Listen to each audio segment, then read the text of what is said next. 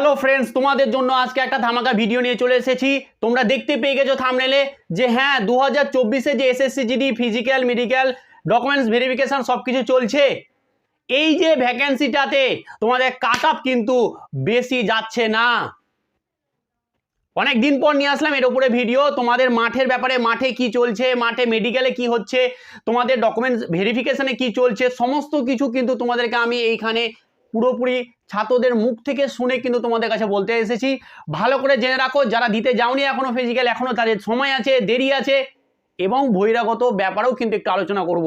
তো অনেক কিছু একটা আমি দেখতে পেয়েছি, যার জন্য কিন্তু তোমাদের সামনে ভিডিও নিয়ে চলে এসেছি যে হ্যাঁ এই সব কারণগুলো তোমাদের কিন্তু কাট অফটা বেশি যাচ্ছে না। তো ভিডিওটা অবশ্যই তোমরা প্রথম থেকে শেষ পর্যন্ত দেখবে, এবং নতুন হয়ে থাকলে চ্যানেলটাকে সাবস্ক্রাইব করে নেবে এবং সবাই শেয়ার করে দেবে ভিডিওটাকে। চলো তাহলে মাঠের ব্যাপারে কিছু একটু আলোচনা করব তোমাদেরকে। ধরো আমি ভালোভাবে পুরো ডিটেলসে জেনে তোমাদের সামনে তুলে ধরছি ব্যাপারগুলো। দেখো, আমি যদি ধরি যে কি আমাদের এখানে ধরো 100% বা 100, ধরো 100 জন যদি যাচ্ছে, 100 জন যদি যাচ্ছে, তাহলে কিন্তু ভালো করে বুঝে নাও, ধরো একটা মাঠ হচ্ছে, সেখানে হয়তো 100 জন যাচ্ছে।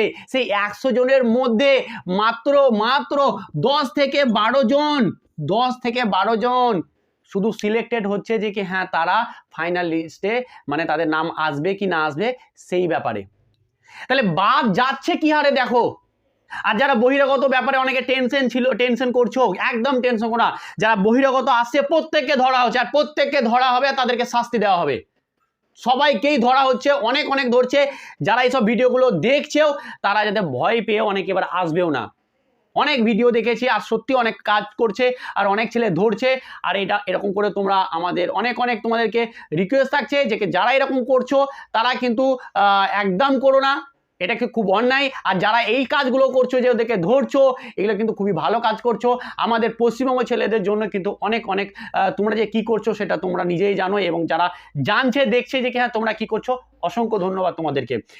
এই ব্যাপারে কিন্তু অনেকে ধরা পড়ছে, অনেক ধরা পড়ছে। এবং যারা মাঠে যাচ্ছে, মাঠে 100টার মধ্যে ধরে নাও যে কি যারা রানে, আমি বারবার প্রথম থেকে বলে আসি যে ভাই রান দে, অতটা সহজ নয়।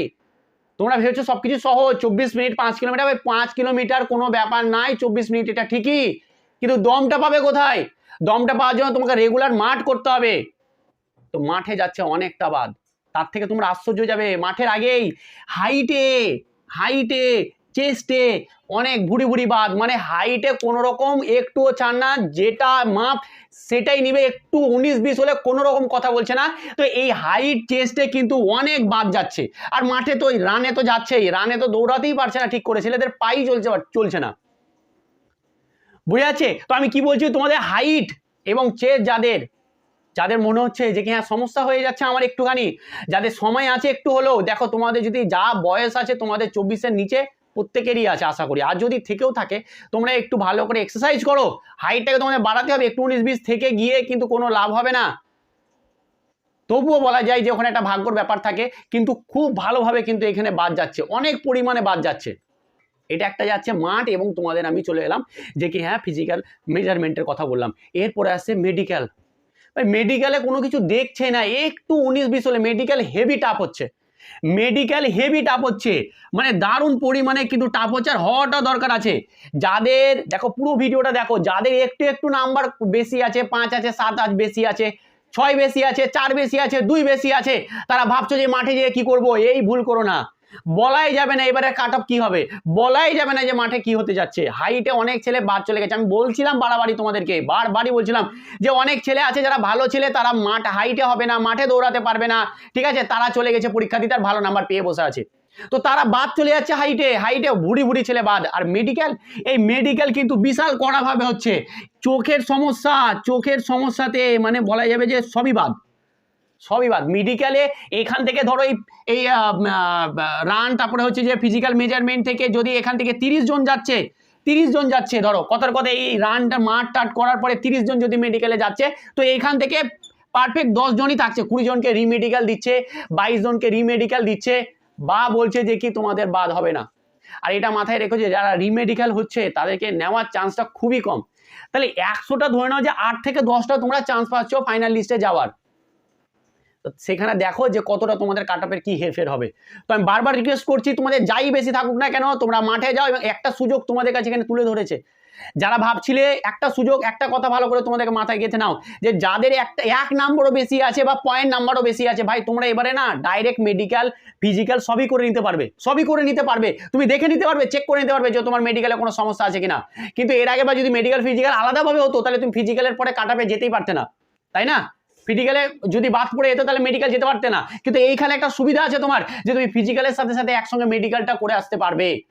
তো বারবার রিকোয়েস্ট করছি তোমরা ভালো করে মাঠ করো, এবং মাঠের সাথে সাথে ভালো করে মেডিকেলে কি কি সমস্যা আছে ভালো করে দেখে ঠিক করে যাও। কিন্তু মাঠ মেডিকেল খুব কড়াভাবে হচ্ছে, খুব টাফ ভাবে হচ্ছে, আর এটা ভালো হচ্ছে, আর এটা করা দরকার। আর যারা জেনুইন তারাই কিন্তু পেয়ে যাবে। তো যাদের নাম্বার একটুও বেশি আছে তোমরা কিন্তু মাঠে যাও, মেডিকেল টেডিকেল সব পাস করে। এবার না হলে হলো পরের বার তো তুমি ক্লিয়ার থাকলে যে আমার কোনো কিছু সমস্যা নেই। তো এইটাও তো তোমার ভাবার দরকার, তাই না? তো এই হচ্ছে রিকোয়েস্ট, আর এই হচ্ছে ব্যাপার যে কতটা কেন যাবে তোমাদের কাট অফটা কম, এই কারণে কাট অফ যাবে।